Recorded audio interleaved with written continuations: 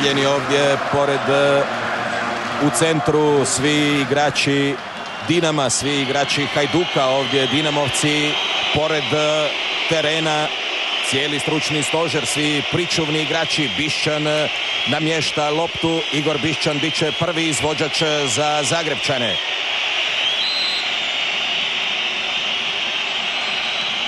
Bišćan 1-0 u izvođenju kaznenih udaraca.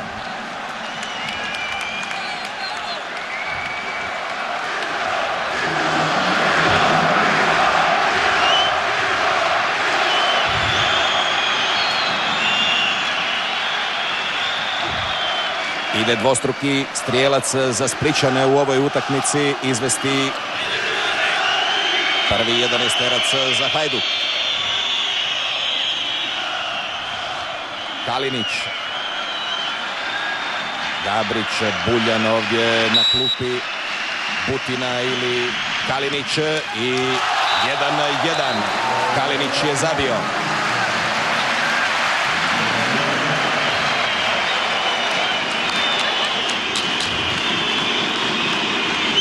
Sljedeći izvođač za Dinamo je Samir.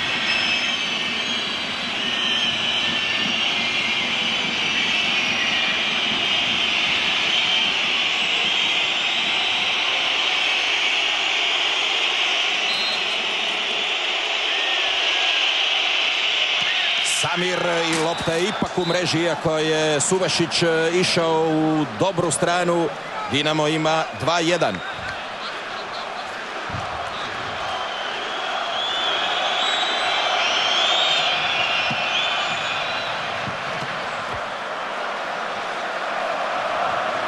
Giovanni Rosso.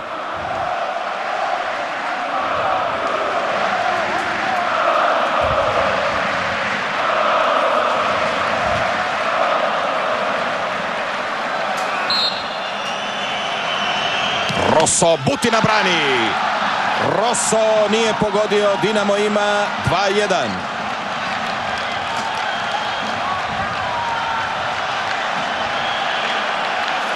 Treća serija za Dinamo ide Milan Badelj.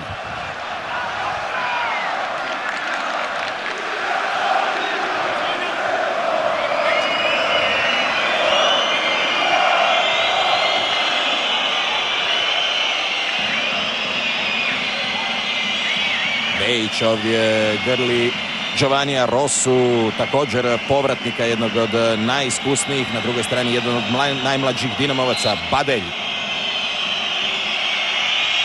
Badelj zabija za 3-1 Dinama.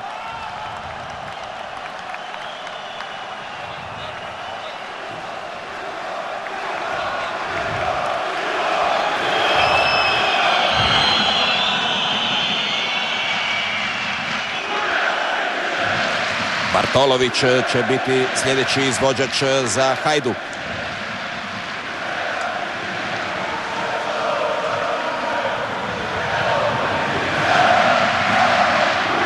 Kalinić će vjerojatno ponijeti naziv najboljeg igrača utakmice, ali veliku utakmicu za Splićane odigrao je Mladen Bartolović.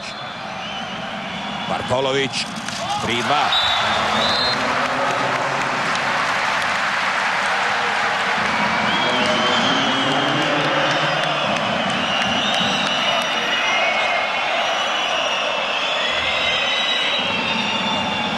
Pedro Morales je četvrti izvođač u Dinamovoj momčadi.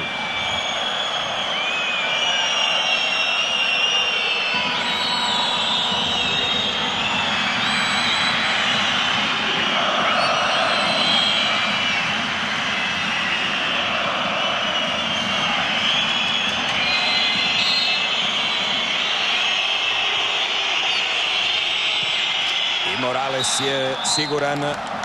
4-2 za Dinamo. Bišćan, Samir, Badelj i Morales bili su sigurni sa bijele točke. Kalinić, Bartolović do sada su zabili. Rosin pokušaj obranio je Subašić. Odnosno, prostite, Butina. Ibričić ide izvesti u četvrtoj seriji za Hajduk.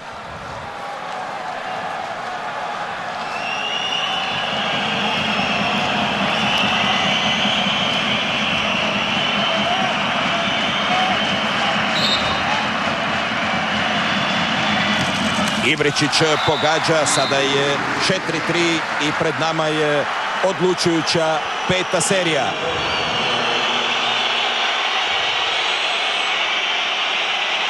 Izvođač 11-terca za Dinamo biće Mirko Hrgović.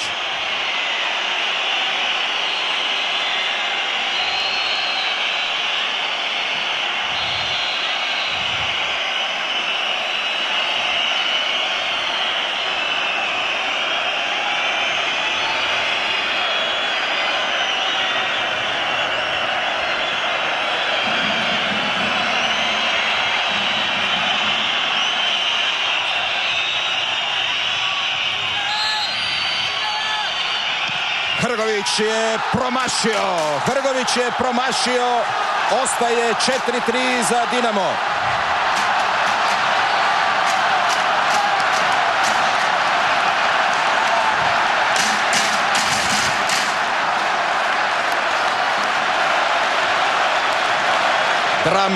Drama ovdje na Poljudu se nastavlja.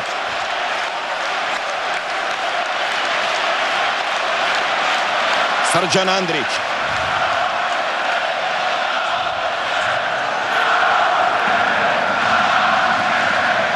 Andrić može ponovo izjednačiti stvari. Andrić i Butina brani! Kup ide u Zagreb. Tomislav Butina je junak Dinamove momčadi. Ostao je tamo kapetan Hajduka u suzama u kaznenom prostoru. Ostali su Hajdukovci ovdje na sredini terena, popadali, napravili su čudo, izjednačili rezultat iz Zagreba, svladali Dinamo 3-0, ali u ruletu nisu uspjeli napraviti još taj posljednji korak. Tomislav Butina donosi kup Dinamu 10. put. Dinamo je osvajač Hrvatskog nogometnog kupa.